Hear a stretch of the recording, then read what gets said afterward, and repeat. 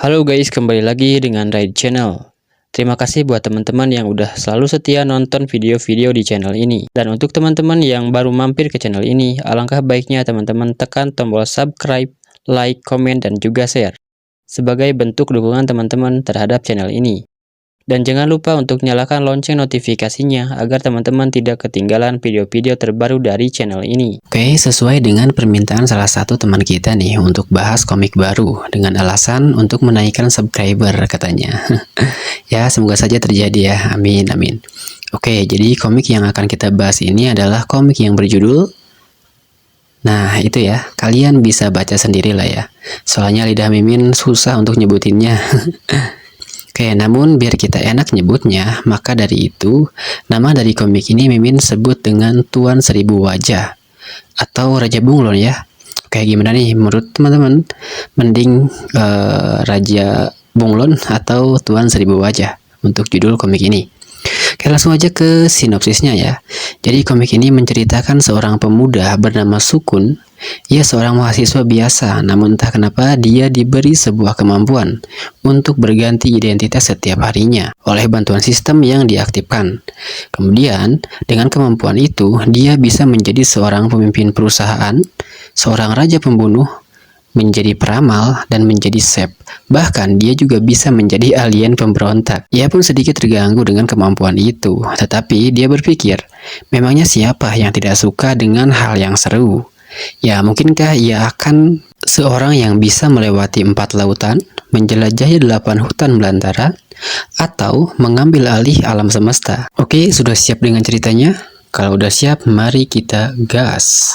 Di awal cerita, kita diperlihatkan sebuah gedung universitas yang menjulang tinggi, dan di dalam gedung tersebut terjadi sebuah pembulian terhadap siswa, dikarenakan dia kismin guys. Ya, begitulah ya. Di sebuah kampus maupun sekolah pasti ada yang namanya pembulian. Ya, apalagi latar belakangnya kismin guys. Makanya, daripada dibully, biasanya orang tersebut memilih untuk jadi bad boy atau preman di sekolahan. Ya. Kebablasan deh jadi curhat guys. Oke, kata-kata kasar dan menghina dilantarkan seseorang ke pemuda tersebut sambil melemparkan sejumlah uang. Pergilah dan jauhi Anjiji. Aku punya cukup banyak uang untuk kamu habiskan selama 1 tahun. Sadar dirilah bahwa kau berbeda level dengan kita, ucap pemuda itu. Yang disaksikan orang banyak. Terlihat beberapa orang juga berkata demikian sombongnya.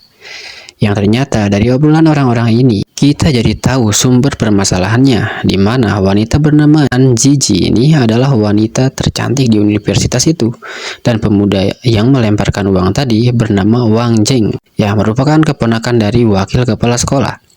Wang Jing sangat menyukai Anjiji, namun ternyata Anjiji malah menyukai pemuda yang terkena bully tersebut. Dan ternyata pemuda itu bernama Sukun yang merupakan MC pada komik ini guys. Kemudian di sela-sela bulian yang banyak siswa lakukan pada Sukun, lalu tiba-tiba terlihat seseorang sedang mengantarkan tamu yang begitu ia hormati untuk bertemu Sukun. Ia berkata, "Pali, silakan masuk ke dalam. Sukun ada di sini. Saya tidak tahu kalau dia berani menyinggung Anda," ucap lelaki tersebut.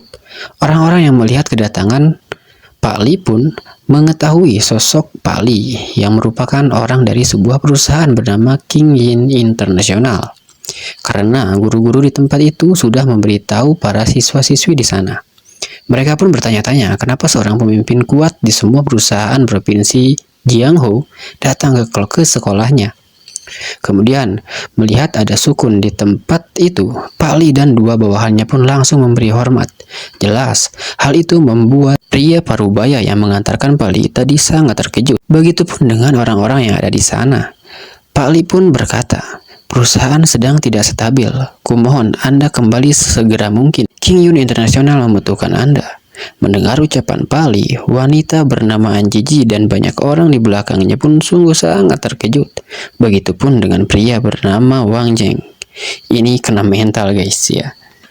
Kemudian terlihat pria parubaya yang mengantarkan Pali tadi pun menyangkalnya ya, serta mempertanyakan hal tersebut. Apakah Sukun orang dari perusahaanmu? Anda salah, dia hanya pelajar dari desa kecil. Mendengar itu pun, Pak Li murka dan berkata, memalukan.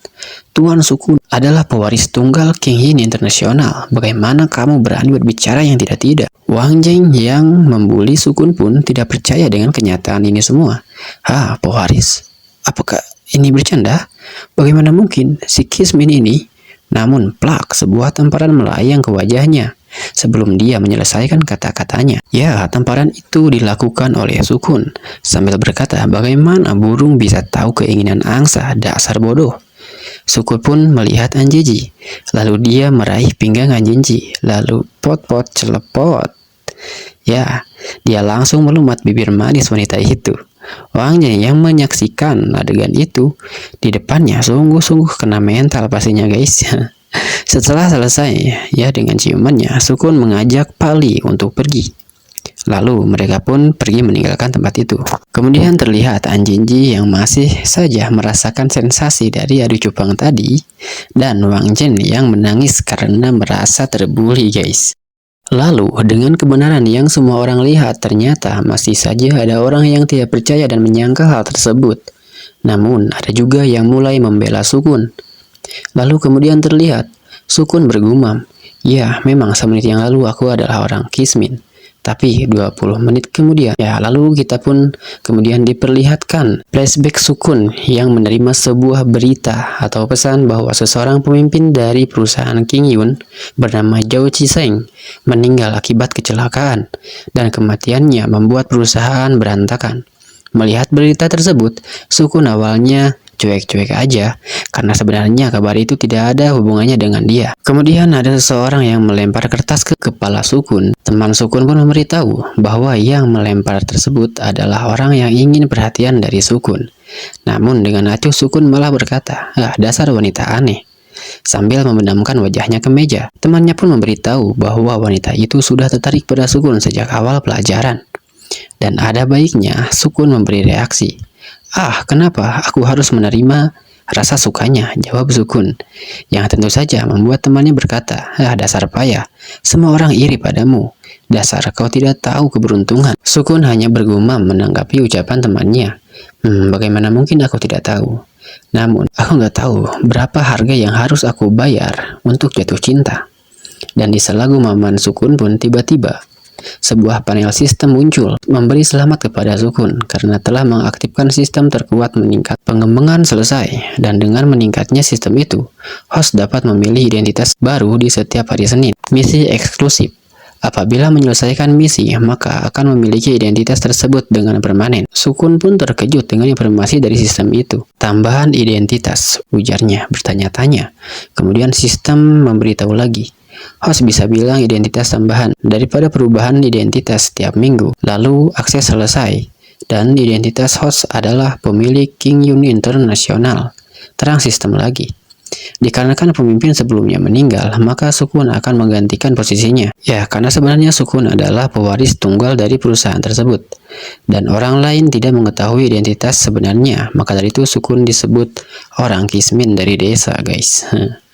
Sukun pun diberitahu sistem mengenai kemampuannya. Ia memiliki ketajaman dalam berbisnis dan memiliki temperamen bos besar dan penjiwaan yang tenang. Dan tidak hanya itu, Sukun pun diberi tugas. Ya, tugasnya adalah sebagai pemimpin muda perusahaan King Yun Internasional. Sukun akan berhadapan dengan wakil direktur yang akan mengambil alih perusahaan.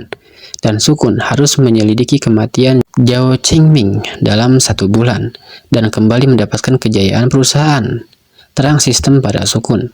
Lalu kelas selesai. Sukun masih kaget dengan pemberitahuan sistem padanya. Apakah ini mimpi? Aku pemilik grup King Yun? Ini pasti bukan aku, ucap Sukun yang syok dengan berita tersebut. Ya, kepalanya dipenuhi keringat yang mengucur. Kemudian di sela-sela bengongnya, lalu ada wanita yang berkata, kenapa kamu menghindari aku? Ketua, aku lagi kacau sekarang.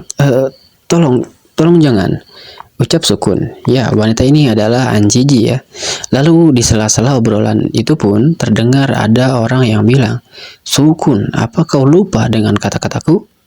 Aku bilang menjauh dari Anji. Apa kau tidak mengerti bahasa manusia? Yang ternyata itu adalah Wang Jing ya.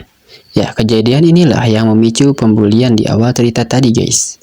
Lalu kemudian Shin pun memperlihatkan Sukun yang sedang duduk di mobil. Dan terlihat Tuan Lee sedang menuangkan minuman untuk Sukun. Sukun bergumam dalam hati, sebenarnya ini membuat identitas baru untukku.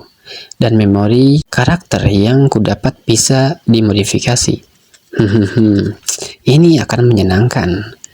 Lalu kemudian kita pun diperlihatkan ke sebuah tempat di mana ada seseorang wanita yang berkata pada tuannya bahwa Lee tahu atau Pak Lee ya membawa Sukun kembali dari sekolah dan kita masih mengikuti mereka.